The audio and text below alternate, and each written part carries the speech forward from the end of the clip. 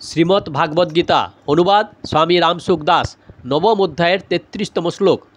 Kings পুনর্ব্রহ্মণা পুনঃ ভক্তা রাজর্ষয়স্তথা অনিত্যমসুখম লোকমিমং প্রাপ্য ভজস্ব মাম। পবিত্র আচরণকারী ব্রাহ্মণ এবং ঋষিকল্প ক্ষত্রিয় ভগবানের ভক্ত হলে পরম গতি প্রাপ্ত হবেন, তাতে আর বলার কি আছে। অতএব তুমি অনিত্য ও সুখ শূন্য দেহ লাভ করে আমাকে ভজনা করো। ব্যাখ্যা। কিম পুনঃব্রহ্মণা পুণ্যা ভক্তা রাজর্ষয়স্তথা। যখন বর্তমানে পাপাচরণকারী সর্বতোভাবে দুরাচারী এবং পূর্বজন্মের পাপের কারণে নীচ জনিতে জন্মগ্রহণকারী প্রাণী ও নারী বৈশ্য শূদ্রগণ আমার শরণাগত হয়ে আমার আশ্রয় গ্রহণ করে পরম গতি প্রাপ্ত হয়, পরম পবিত্র হয়ে যায়, তখন তাদের পূর্বজন্মের আচরণ ভালো ছিল এবং ইহজন্মে উত্তম কুলে জন্ম হয়েছে। এইরূপ পবিত্র ব্রাহ্মণ ও পবিত্র ক্ষত্রিয় যদি আমার শরণাগত হয়, আমার ভক্ত হয়, তবে তারা যে পরম গতি প্রাপ্ত হবে তাতে তার বলার কি আছে। অর্থাৎ নিঃসন্দেহে তারা পরম গতি প্রাপ্ত হবে। আগে 30তম শ্লোকে যাদের দুরাচারী বলা হয়েছে তাদের বিপরীতে পুণ্যা পদটি ব্যবহৃত হয়েছে, আর 32তম শ্লোকে যাদের পাপ যৌনয় বলা হয়েছে তাদের বিপরীতে ব্রাহ্মণা পদটি ব্যবহৃত হয়েছে। এর তাৎপর্য লই যে ব্রাহ্মণেরা সদাচারী এবং বংশেও শুদ্ধ, তেমনি ইহজন্মে যারা শুদ্ধ আচরণকারী ক্ষত্রিয় তাদের বর্তমান পবিত্রতা জানাবার উদ্দেশ্যে এখানে ঋষি শব্দটি ব্যবহৃত হয়েছে, এবং যাদের জন্মের আরম্ভ থেকে কর্ম শুদ্ধ তাদের কথা জানাবার জন্য এখানে রাজন শব্দটি ব্যবহৃত হয়েছে। পবিত্র ব্রাহ্মণ এবং ঋষি কল্প ক্ষত্রিয় এই দুইয়ের মাঝে ভক্তা পদটি ব্যবহারের তাৎপর্য এই যে যাদের পূর্বজন্মের আচরণও শুদ্ধ এবং ইহজন্মেও সর্বভাবে পবিত্র, তারা ব্রাহ্মণ ও ক্ষত্রিয় যদি ভগবানের ভক্তি করতে থাকে তাহলে তাদের উদ্ধারে আর সন্দেহ কি করে থাকে। পুণ্যা ব্রাহ্মণা রাজর্ষয় এবং ভক্তা, এই তিনটি কথা বলার অর্থ হলো এই যে ইহজন্মের আচরণে পবিত্র এবং পূর্বজনের শুদ্ধ আচরণের জন্য ইহজন্মে উচ্চকুলে জন্ম হওয়াতে পবিত্র। এই দুটি বাহ্য বস্তু, কারণ কর্মমাত্রই বাইরে থেকে মন, বুদ্ধি, ইন্দ্রিয়াদি এবং শরীরের সংযোগে হয়ে থাকে, তাই সেইগুলি থেকে যে পবিত্রতা হয় তা বাহ্যই হয়। এই বাহ্য শুদ্ধির ব্যাপক হিসাবে এখানে পুণ্য ব্রাহ্মণা এবং রাজর্ষয় পদ দুটি ব্যবহৃত হয়েছে। কিন্তু যারা অন্তর থেকে স্বয়ং ভগবানের শরণাগত হয় তাদের জন্য, অর্থাৎ স্বয়ংয়ের জন্যে এখানে ভক্তা পদটি উদ্ধৃত হয়েছে। অনিত্যম সুখং লোকমিমং প্রাপ্য ভজস্ব মাম। মনুষ্য জন্ম অনন্ত জন্মের অবসান করে বলে এটি হলো অন্তিম জন্ম। এই জন্মে মানুষ ভগবানের শরণাগত হয়ে ভগবানকেও সুখ প্রদান করতে সক্ষম হয়। সুতরাং মনুষ্য জন্ম পবিত্র তো বটেই, কিন্তু অনিত্যম অর্থাৎ নিত্য স্থায়ী নয়। কখন যে দেহত্যাগ হবে তার ঠিক নেই, সেই জন্য যত শীঘ্র সম্ভব নিজের উদ্ধারের চেষ্টা করা উচিত। মনুষ্য দেহে সুখও নেই, অসুখম। অষ্টম অধ্যায়ের 15 শ্লোকে ভগবান মনুষ্য জন্মকে দুঃখালয় বলে জানিয়েছেন, তাই মনুষ্য দেহ লাভ করে সুখভোগ করার আকাঙ্ক্ষা করা উচিত নয়। এই আশা আকাঙ্ক্ষায় এবং সুখভোগে নিজের ভাব ও সময় নষ্ট করা উচিত নয়। এখানে ইমং লোকম পদটি মনুষ্য শরীরের বাচক, যা কেবল ভগবত প্রাপ্তির জন্য লাভ হয়েছে। মনুষ্য দেহ পাওয়ার জন্য কোনো পূর্ব কর্মের জন্য ভবিষ্যতে এই জীবের আবার জন্ম হবে। ভগবান এমন কোনো নিয়ম সৃষ্টি করেননি, তার প্রাপ্তির জন্য তিনি কেবল এই অন্তিম জন্ম প্রদান করেছেন। ইহজন্মে যদি ভগবত প্রাপ্তি নিজ উদ্ধার করা না হয় তাহলে অন্য দেহে এই সুযোগ আর পাওয়া যাবে না। তাই ভগবান বলেছেন, মনুষ্য দেহ প্রাপ্ত করে কেবল আমারই ভজনা করো। মানুষের মধ্যে যা কিছু বিশেষত্ব আছে তা সবই আমার ভজনা করলে হয়। মাং ভজস্ব পদটিতে ভগবানের তাৎপর্য এই নয় যে তাঁর ভজনা করলে তার কিছু লাভ হবে, বরং তোমারই মহালাভ হবে। অতএব তুমি তৎপরতার সঙ্গে আমারই ভজনা করো, আমাকেই উদ্দেশ্য লক্ষ্য করে থাকো। আমার বিধানে সাংসারিক বস্তুর আনাগোনা শতই হতে থাকবে, কিন্তু তুমি নিজে উৎপত্তি বিনাশশীল পদার্থের দিকে লক্ষ্য বা উদ্দেশ্য রেখো না। সেইগুলির দিকে দৃষ্টি দিও না, গুরুত্ব দিও না। সেইগুলি থেকে বিমুখ হয়ে তুমি শুধু আমার শরণাগত হও। মর্মার্থ। মায়ের দৃষ্টি যেমন বালকের শরীরের দিকে থাকে, তেমনি ভগবান এবং তার ভক্তদের দৃষ্টি প্রাণীদের স্বরূপের দিকে থাকে। সেই স্বরূপই ভগবানের অংশোদ্ভূত হওয়ায় শুদ্ধ, চেতন এবং অবিনাশী। কিন্তু প্রকৃতির সঙ্গে সম্পর্ক স্থাপন করে মানুষ নানারূপ আচরণ সম্পন্ন হয়। 29তম শ্লোকে ভগবান বলেছেন যে আমি সকল প্রাণীতে সমভাবাপন্ন, কোনো প্রাণীতে আমার কোনো অনুরাগ বা দেশ নেই। আমার সিদ্ধান্ত থেকে, আমার নিয়ম এবং রীতি থেকে সর্বতভাবে বিরুদ্ধ ভাবাপন্ন অত্যন্ত দুরাচারী ব্যক্তিও যখন আমাকে আপন ভেবে আমার ভজনা করে, তখন তার প্রকৃত স্বরূপের দিকে দৃষ্টি রেখে আমি তাকে কিভাবে পাপী বলে মনে করব? তা মনে করতে পারি না। তাহলে তার পবিত্র হওয়াতেই বা কিসের বিলম্ব? কোনো বিলম্ব হতে পারে না, কারণ আমার অংশোদ্ভূত হওয়ায় তারা সর্বতভাবে পবিত্র। শুধুমাত্র উৎপন্ন এবং বিনাশশীল আগন্তুক দোষের জন্য তাদের স্বস্বরূপ কিভাবে দোষী হবে? আর আমি তাদের দোষী বলে কি করে মনে করব? তারা শুধুমাত্র উৎপত্তি ও বিনাশশীল শরীরাদির সঙ্গে আমি ও আমার ভাব করার জন্য মায়ার পরবশ হয়ে দুরাচারী এবং পাপাচারী হয়ে ওঠে। কিন্তু আসলে এরা তো আমারই অংশ। তেমনি যারা পাপজনী সম্ভূত, অর্থাৎ পূর্ব পাপবশত যাদের চণ্ডাল ইত্যাদি নীচ জনিতে এবং পশুপক্ষী ইত্যাদি তির্যক জনিতে জন্ম হয়েছে, তারা নিজেদের পূর্ব পাপের ফল ভোগ করে তা থেকে মুক্ত হতে পারে। সুতরাং এইরূপ পাপ জনি সম্ভূত প্রাণীও আমার শরণাগত হয়ে যদি আমাকে স্মরণ করে, তাহলে তারও উদ্ধার প্রাপ্ত হয়। এইভাবে ভগবান বর্তমানে পাপী এবং পূর্বজন্মের পাপী এই উভয় শ্রেণীর পাপীদের বর্ণনা করেছেন। এরপরে ভগবান মধ্যম শ্রেণীর মানুষদের কথা বর্ণনা করেছেন। প্রথমে স্ত্রীয় পদটির দ্বারা নারী জাতিকে বলা হয়েছে। এর মধ্যে ব্রাহ্মণ এবং ক্ষত্রিয় জাতির নারীদের কথা বলা হয়েছে। তারা বৈশ্যদেরও বন্দনীয়, তাই তাদের কথা প্রথমে বলা হয়েছে। যারা ব্রাহ্মণ ও ক্ষত্রিয়দের ন্যায় পুণ্যাত্মা না হলেও দ্বিজাতি, তাদের বৈশ্য বলা হয়। যারা দ্বিজাতি নয়, অর্থাৎ বৈশ্যদের ন্যায় পবিত্র নয়, তাদের শূদ্র বলা হয়। এই নারী, বৈশ্য এবং শূদ্রগণ ও আমার আশ্রয় গ্রহণ করে পরম গতি প্রাপ্ত হয়। যারা উচ্চ শ্রেণীর মানুষ, অর্থাৎ পূর্বজন্মে সু আচরণ করায় এবং এই জন্মে উচ্চবংশে জন্ম নেওয়ায় পবিত্র, সেইরূপ ব্রাহ্মণ ও ক্ষত্রিয় আমার শরণ গ্রহণ করে পরম গতি প্রাপ্ত হবে। এতে আর সন্দেহ কিসের? ভগবান এখানে ভক্তিপথের 7 অধিকারীর নাম করেছেন: দুরাচারী, পাপজনী, নারী জাতি, বৈশ্য, শূদ্র, ব্রাহ্মণ ও ক্ষত্রিয়। এই 7 অধিকারীর মধ্যে সর্বপ্রথম ভগবানের শ্রেষ্ঠ অধিকারী, অর্থাৎ পবিত্র ভক্ত ব্রাহ্মণ বা ক্ষত্রিয়ের কথা বলা উচিত ছিল। কিন্তু ভগবান সর্বপ্রথম দুরাচারীদের কথা বলেছেন। তার কারণ এই যে ভক্তিতে যে যত ছোট এবং অহংকার বর্জিত হয়, ভগবানের সে ততই প্রিয় হয়। দুরাচারীদের ভালোত্বের, সদ্গুণ, সদাচারের অহংকার থাকে না, তাই তাদের মধ্যে স্বাভাবিকভাবে ক্ষুদ্রভাব ও দীনভাব থাকে। তাই ভগবান প্রথমে তাদের কথা বলেছেন। এই জন্য দ্বাদশ অধ্যায়ে ভগবান সিদ্ধ ভক্তদের প্রিয় এবং সাধক ভক্তদের অত্যন্ত প্রিয় বলেছেন। এখন এই ব্যাপারে একটি লক্ষ্য করার বিষয় হলোই যে ভগবান এখানে ভক্তির যে 7টি অধিকারীর কথা জানিয়েছেন, তাদের বিভাগ বর্ণ, ব্রাহ্মণ, ক্ষত্রিয়, বৈশ্য, শূদ্র, আচরণ, দুরাচারী ও পাপজনী এবং ব্যক্তিত্ব নারী জাতি নিয়েই করেছেন। এর দ্বারা প্রমাণিত হয় যে বর্ণ, আচরণ ও ব্যক্তিত্বের জন্য ভগবানের ভক্তিতে কোনো অন্তরায় সৃষ্টি হয় না, কারণ এই 3টি শরীরের সঙ্গে সম্পর্কিত। কিন্তু ভগবানের সম্পর্ক স্বরূপের সঙ্গে, শরীরের সঙ্গে নয়। স্বরূপত সকলেই ভগবানের অংশ। তারা যখন ভগবানের সঙ্গে সম্পর্ক স্থাপন করে, তার সম্মুখীন হয়ে তাকে ভজনা করে, তখন তাদের উদ্ধারের কোনো সন্দেহ থাকতে পারে না, কারণ ভগবানের অংশ হওয়ায় তারা পবিত্র এবং উদ্ধার স্বরূপ থাকে। তাৎপর্যই যে ভক্তির 7 অধিকারীর মধ্যে যা কিছু বিশেষত্ব আছে, তা কোনো বর্ণ, আশ্রম, ভাব, আচরণ ইত্যাদি ধরে আসে না, তা আসে ভগবানের সম্বন্ধ থেকে, ভগবত ভক্তি থেকে। সপ্তম অধ্যায়ে ভগবান ভাব অনুযায়ী 4 প্রকার ভক্তের কথা জানিয়েছেন, আর এখানে বর্ণ, আচরণ এবং ব্যক্তিত্ব অনুযায়ী 7 প্রকার ভক্তির অধিকারীর কথা জানিয়েছেন।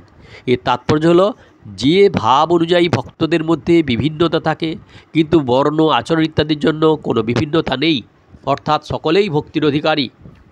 তবে কেউ যদি ভগবানকে না চায় বা না মানে সে কথা আলাদা, কিন্তু ভগবানের দিকে কেউই ভক্তির অনধিকারী নয়। মানুষ মাত্রই ভগবানের সঙ্গে সম্পর্ক স্থাপন করতে পারে, কেননা মানুষই ভগবানের প্রতি বিমুখ। ভগবান কখনও মানুষের প্রতি বিমুখ নন।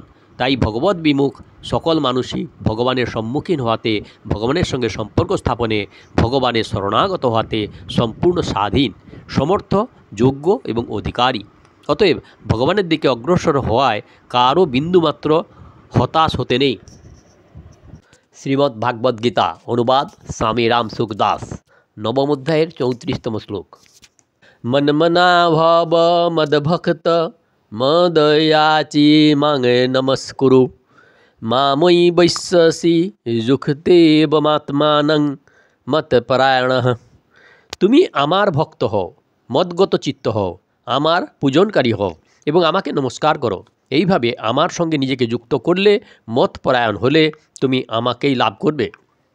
ব্যাখ্যা: মদভক্ত আমার ভক্ত হও বলার অর্থ হলো তুমি শুধু আমার সঙ্গে আত্মীয়তা করো, শুধু আমার সঙ্গে সম্পর্ক স্থাপন করো, যা অনাদিকাল হতে স্বতঃসিদ্ধ হয়েছে।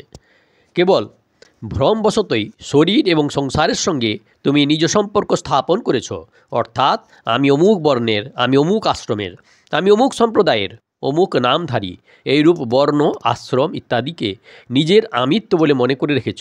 তাই এবার অসৎরূপে সৃষ্ট এই অপ্রকৃত আমিত্বকে প্রকৃত সৎরূপে পরিবর্তিত করো, যে আমি তোমার এবং তুমি আমার। তাহলে তোমার আমার সঙ্গে স্বভাবতই আত্মীয়তা হবে। এটিই হলো প্রকৃত।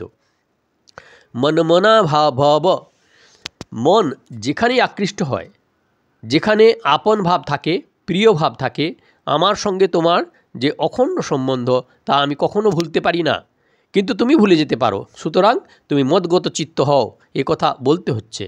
মদ ইয়াজি আমার পূজনকারী হও, অর্থাৎ খাওয়া দাওয়া, শোয়া জাগা, আসা যাওয়া, কাজকর্ম যা কিছু তুমি ক্রিয়া করো না কেন তা সবই আমার পূজারূপে করো, সেইগুলিকে আমারই পূজা বলে মনে করো। মাং নমস্কুরু আমাকে প্রণাম করো বলা তাৎপর্য হলো যে আমার যা কিছু অনুকূল, প্রতিকূল বা সাধারণ বিধান আছে তাতে তুমি খুবই প্রসন্ন থাকো। আমি যদি তোমার মন এবং মর্যাদার সম্পূর্ণরূপে বিরুদ্ধে কোনো পরিস্থিতি সৃষ্টি করি তাতেও তুমি প্রসন্ন থাকবে। যে ব্যক্তিরা ক্ষতি ও পরলোকের ভয়ে আমার চরণে পতিত হয়, আমার শরণাগত হয়, তারা প্রকৃতপক্ষে সেই সুখ সুবিধারই শরণাপন্ন হয়, আমার নয়। আমার শরণাগত হয়ে যদি কারো থেকে কোনো সুখ সুবিধা পাওয়ার আকাঙ্ক্ষা থাকে, তাহলে সে আর সর্বতোভাবে আমার শরণাগত কী করে হবে? কারণ যতক্ষণ সে কোনো প্রকার সুখ সুবিধা আশা করে ততক্ষণ সে নিজের স্বতন্ত্র অস্তিত্বকে মেনে থাকে।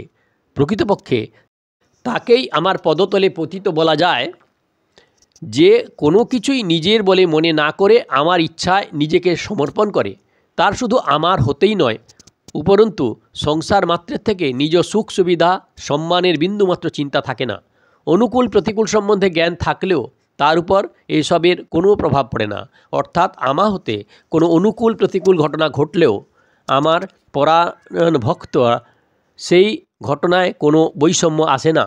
অনুকূল প্রতিকূলতার জ্ঞান থাকলেও সে ওই ঘটনায় সুখ দুঃখ না দেখে কেবলমাত্র আমারই কৃপারূপ বলে মনে করে।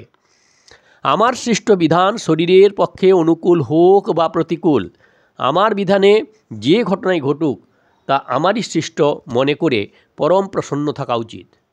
যদি মনের অত্যন্ত প্রতিকূল ঘটনা ঘটতে থাকে, সেইগুলি আমারই বিশেষ কৃপা বলে মনে করা উচিত, কারণ সেই সব ঘটনায় তার কোনো সম্মতি নেই।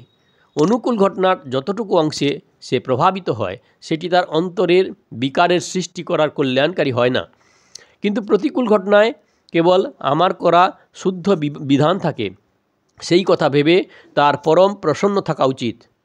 মানুষ প্রতিকূল ঘটনা কামনা করে না, সেটির জন্য চেষ্টাও করে না এবং এতে তার সম্মতিও থাকে না, তবুও এরূপ ঘটনা ঘটে।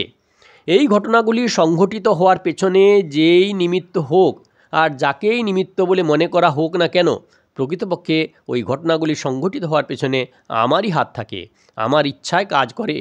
তাই মানুষের সেই সব ঘটনায় দুঃখিত না হয়ে, চিন্তা না করে অধিকতর প্রসন্ন হওয়া উচিত। তার এই প্রসন্নতা আমার বিধানের জন্য হওয়া উচিত নয়, তা আমাকে বা বিধানকারীকে নিয়ে হওয়া উচিত। কারণ এতে যদি তাদের মঙ্গল না হতো, তাহলে প্রাণী মাত্রের পরম সুহৃদ হিসাবে আমি এই ঘটনা কেন সংঘটিত করতাম? তাই হে অর্জুন, তুমি সর্বদা আমার চরণে থাকো, অর্থাৎ আমার সমস্ত বিধানে প্রসন্ন থেকো। যেমন কেউ যদি কারো কাছে কোনো অপরাধ করে থাকে, তাহলে সে তখন তার সামনে গিয়ে লম্বা হয়ে শুয়ে পড়ে বলে যে আপনি আমাকে শাস্তি দিন বা পুরস্কার দিন, তিরস্কার করুন বা যাই করুন না কেন তাতেই আমি খুশি। সে তখন মনে ভাবে না যে তিনি তাকে তারই ইচ্ছানুরূপ মত দেবেন। তেমনি ভক্ত সর্বতোভাবে ভগবানের শরণাগত হয়ে ভগবানকে বলেন, হে প্রভু, কোন কোন জন্মে আপনার প্রতি কি অন্যায় আচরণ করেছি জানি না, তার জন্য আপনি এই জন্মে আমাকে যে শাস্তি দেবেন তা আমার পক্ষে কল্যাণকারী হবে। আমি সেই সব পরিস্থিতিতে কখনো অসন্তুষ্ট না হয়ে প্রসন্নভাবেই থাকব। হে প্রভু, আপনি আমার কর্মের দিকে কতই না লক্ষ্য রাখেন। কোনো জন্মে কি পরিস্থিতিতে না জানি কত ঘোর কর্মই আমি করেছি। সেই সব কর্ম থেকে সর্বতোভাবে মুক্ত করতে আপনি নানা বিচিত্র বিধান করে থাকেন। আপনার এই বিধানগুলি আমি কিছুই বুঝতে পারি না, আর বোঝার ক্ষমতাও আমার নেই। তাই হে প্রভু, আমি নিজের বুদ্ধি প্রয়োগ করবই বা কেন? শুধু আপনার উপরই যেন আমার দৃষ্টি থাকে, শুধু আপনার উপরই যেন আমার দৃষ্টি থাকে, কারণ আপনি যে বিধানগুলি করেন তাতে আপনারই হাত থাকে, অর্থাৎ সেসব আপনারই করা যা আমার পক্ষে পরম মঙ্গলময়। মাং নমস্কুরু, এই হলো তাৎপর্য। মা মে বৈশ্যসি যুক্তে এবমতমানং মতপরায়ণ। এখানে এবং কথাটি তাৎপর্য হল যে মদভক্ত দ্বারা তুমি স্বয়ং আমাতে অর্পিত হয়েছ, মনমনা দ্বারা তোমার ঠিক আমার পরায়ণ হয়েছে, মদ ইয়াজি দ্বারা তোমার সমস্ত ক্রিয়া এবং পদার্থ আমার পূজার সামগ্রী হয়ে উঠেছে, এবং মাং নমস্কুরু সাহায্যে তোমার দেহ আমার পদপ্রান্তে অর্পিত হয়েছে। এইভাবে আমার পরায়ণ হলে তুমি আমাকেই প্রাপ্ত হবে। যুক্তৈবমাত্মানং, নিজেকে আমাতে যুক্ত করো বলার অর্থই যে আমি ভগবানের। এইভাবে নিজের অহং অভিমান পরিবর্তিত হলে দেহ, মন, ইন্দ্রিয়, বুদ্ধি, পদার্থ, ক্রিয়া সবই আমাতে আকৃষ্ট হবে। একেই বলা হয় শরণাগতি। এইরূপ শরণাগতি হলে আমাকেই যে প্রাপ্ত হবে তাতে কোনো সন্দেহ নেই। আমার প্রাপ্তি লাভে সন্দেহ সেখানেই থাকে যেখানে আমাকে ছাড়াও অন্য কিছুর কামনা থাকে, শ্রদ্ধা থাকে, মহত্ব বুদ্ধি থাকে, আসক্তি ইত্যাদি থাকে। কারণ কামনা, মহত্ব বুদ্ধি, আসক্তিতে থাকলে আমি সর্বত্র পরিপূর্ণ থাকলেও আমার প্রাপ্তি হয় না। মতপরায়ণ কথাটির অর্থ হলো আমার ইচ্ছা ব্যতিরেকে নিজের কিছু করার বা করানোর বিন্দুমাত্র ইচ্ছা যেন না থাকে। আমার অভিন্ন হয়ে আমার ক্রীড়নক হয়ে যেন থাকে। বিশেষ কথা, ভগবানের ভক্ত হলে তার সঙ্গে আত্মীয়তা গড়ে তুললে আমি ভগবানের এই অহং অভিমান পরিবর্তন করলে মানুষের খুব শীঘ্রই পরিবর্তন ঘটে। সেই পরিবর্তনে সে ভগবানের মনোমত হয়ে ওঠে, ভগবানের পূজক হয় এবং ভগবানের সমস্ত বিধানে প্রসন্ন থাকে। এইভাবে এই চারিটির দ্বারা শরণাগতি পূর্ণতা হয়। কিন্তু উপরোক্ত চার প্রকারের মধ্যে ভগবানের ভক্ত হওয়াই হলো প্রধান। কারণ যে ব্যক্তি স্বয়ং ভগবানের হয়ে যায় তার মন, বুদ্ধি, পদার্থ, ক্রিয়া, শরীর কোনোটি আর নিজের বলে থাকে না। অর্থাৎ লৌকিক দৃষ্টিতে নিজের বলে যে জিনিসগুলি থাকে সেইগুলি বিনাশশীল, তার কোনোটি নিজের থাকে না। স্বয়ং অর্পিত হলে প্রকৃত বস্তুমাত্রেই ভগবানের হয়ে যায়। সেইগুলি থেকে মমত্ব বোধ দূর হয়। সেইগুলিতে মমত্ব রেখে ভুল কাজ করা হয়েছিল, সেই ভুল চিরকালের মতো সর্বতোভাবে দূর হয়। মানুষ জগৎ সংসারের সঙ্গে যতই একতা মেনে নিক না কেন তবুও তাকে জানতে সক্ষম হয় না। তেমনি শরীরের সঙ্গে যতই অভিন্নতা মেনে নিক তবুও তারা শরীরের সঙ্গে এক হয়ে যেতে পারে না এবং তাকে জানতেও পারে না। বাস্তবে সংসার এবং শরীর থেকে পৃথক হয়েই তাকে জানতে পারা যায়। এই রীতিকে পরমাত্মা থেকে পৃথক থেকে পরমাত্মাকে যথার্থভাবে জানা যায় না। পরমাত্মাকে তাঁরাই জানতে পারেন যারা পরমাত্মার সঙ্গে এক হয়ে গেছেন, অর্থাৎ যারা আমি এবং আমার ভাব সর্বতোভাবে ভগবানকে সমর্পিত করেছেন। আমি এবং আমার ভাব তো দূরের কথা, এসবের লেশ মাত্র যেন না থাকে যে আমিও কিছু হয়েছি, আমারও কোনো সিদ্ধান্ত আছে বা কোনো প্রতিষ্ঠা আছে ইত্যাদি। যেমন প্রাণীরা শরীরের সঙ্গে নিজেদের একত্ব মেনে নেয় এবং স্বাভাবিকভাবে শরীরের সুখ দুঃখকে নিজেদের সুখ দুঃখ বলে দেখে, তাই তারা শরীর থেকে পৃথকভাবে আর নিজ অস্তিত্বের কথা মনে হয় না। তেমনি ভগবানের সঙ্গে ভক্ত তার নিজ স্বাভাবিক ঐক্য অনুভব করলে তার বিন্দুমাত্র পৃথক অস্তিত্ব থাকে না। যেমন জগতে ভগবানের ইচ্ছায় যা কিছু রূপান্তর ঘটে ভক্তের উপর তার কোনো প্রভাব পড়ে না, তেমনি তার স্থূল, সূক্ষ্ম ও কারণ শরীরে যা কিছু পরিবর্তন হয় সেইগুলি তার উপর কোনো প্রভাব পড়ে না। ভগবানের ইচ্ছা অনুসারে সকল ক্রিয়া তার শরীর দ্বারা সংগঠিত হয়ে থাকে। এই হলো প্রকৃত ভগবৎ পরায়ণতা। ভগবানকে প্রাপ্ত হওয়ার অর্থ হলো ভগবানের সঙ্গে অভিন্ন হয়ে যাওয়া বা যা বাস্তব সত্য। এই অভিন্নতা ভেদভাব থেকেও হয়, আবার অভেদভাব থেকেও হয়। যেমন শ্রী রাধার ভগবান শ্রীকৃষ্ণের সঙ্গে অভিন্নতা। মূলে ভগবান শ্রীকৃষ্ণ শ্রীরাধা ও শ্রীকৃষ্ণ এই দুই রূপে প্রকটিত হয়েছেন। দুই রূপ হলেও শ্রীরাধা ভগবানের থেকে ভিন্ন নন এবং ভগবানও শ্রীরাধা থেকে ভিন্ন নন। তারা পরস্পরের প্রেমের আদান প্রদানের জন্য যোগ বিয়োগের লীলা করে থাকেন। প্রকৃতপক্ষে তাঁদের যোগেও বিয়োগ এবং বিয়োগেও যোগ, অর্থাৎ যোগের দ্বারা বিয়োগ এবং বিয়োগের দ্বারা যোগের পুষ্টি হয়, যার ফলে অনির্বচনীয় প্রেম বৃদ্ধিপ্রাপ্ত হয়। এই অনির্বচনীয় এবং প্রতি মুহূর্তে বৃদ্ধিপ্রাপ্ত প্রেম লাভ করাই হলো ভগবানকে প্রাপ্ত হওয়া। ওং তৎসৎ ইতি শ্রীমদ্ভাগবদ্গীতা উপনিষদসু ব্রহ্মবিদ্যায়াং যোগশাস্ত্রে শ্রীকৃষ্ণার্জুন সংবাদে রাজবিদ্যারাজ গুহ্যযোগ নাম নবম অধ্যায়। এইভাবে ওং তৎসৎ এই ভগবদ নাম উচ্চারণপূর্বক ব্রহ্মবিদ্যা এবং যোগ শাস্ত্রময় শ্রীমদ্ ভাগবদ্গীতা উপনিষদরূপ শ্রীকৃষ্ণার্জুন সংবাদে রাজবিদ্যারাজ গুহ্যযোগ নামক নবম অধ্যায় সম্পূর্ণ হলো। দয়া করে সাবস্ক্রাইব করুন, লাইক করুন, শেয়ার করুন। আর পেছনের ভিডিও শুরুর থেকে গীতা দেখতে হলে বা শুনতে হলে কাকন বা শুতে ক্লিক করে ভিডিও দেখুন। আর আগের অধ্যায় দশম অধ্যায় শুরু হবে কালকের থেকে। দয়া করে অপেক্ষা করুন।